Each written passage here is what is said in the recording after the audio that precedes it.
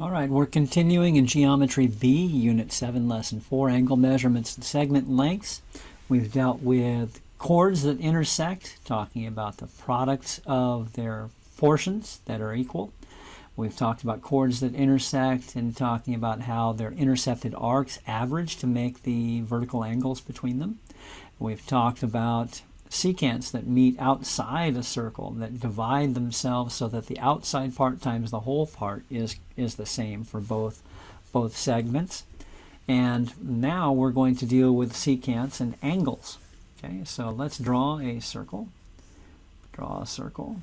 And let's draw a segment that meets outside, two segments that meet outside a circle. Okay, I'm going to label the intersection points. And we're going to deal with angles. Now you recall arcs are measured by their central angles. So let me draw the central angle here, because GeoGebra doesn't measure arcs directly, but it will measure central angles. Okay, and let me change the points here because I want to de-emphasize the radiuses. I'm not really interested in the radiuses. I just need them to measure the intercepted arc. Okay, so I don't want to confuse the issue by having them featured prominently anyway. Okay, so let's measure angles now. Angles. So CAE is the measure of arc CE.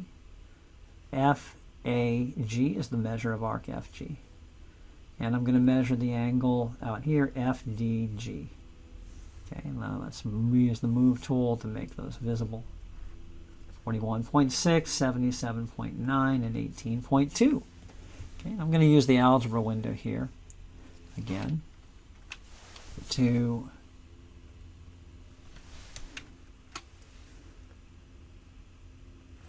there we go. Here we go. Okay, the algebra window again to measure some angles here. So notice it's labeled beta, gamma, and alpha. Alpha is the measure of arc CE, and beta is the measure of arc FG. So I'm going to use alpha and beta. And last time, with chords intersecting, we found the average of the arcs was the same, was the solution. Add and divide by 2. In this case, I'm going to do something a little different. I'm going to do alpha minus beta. So I'm going to subtract the intercepted arcs, and I'm going to divide by 2. And let's see what we get. Yep, we get 18.2, the measure of the other angle. So subtracting the intercepted arcs and dividing by 2 gives me the angle of the secants. Okay, and let's try moving things around, see if it changes.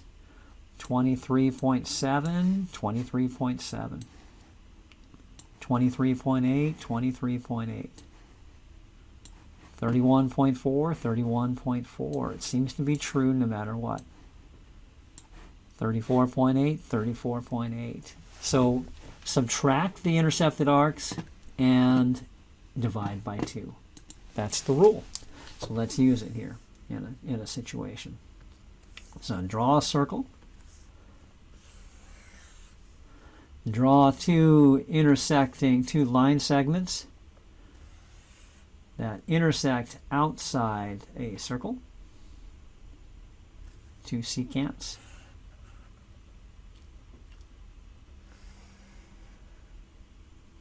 Okay, and let's label the intersection points A, B, C, D, and E. Okay, and let's label the intercepted arc AE and the intercepted arc BD. Let's say the intercepted arc AE is 65 degrees. The intercepted arc BD, which if you think about it is always going to be less than the outside one. And the intercepted arc BD, I'm going to say, is 30 degrees. Okay. And what is the measure of arc angle BCD? So we take the difference, right? X equals 65 minus 30 divided by 2. That's 35 divided by 2, or 15, 16, 17.5 degrees. Okay, so that's how the formula is used.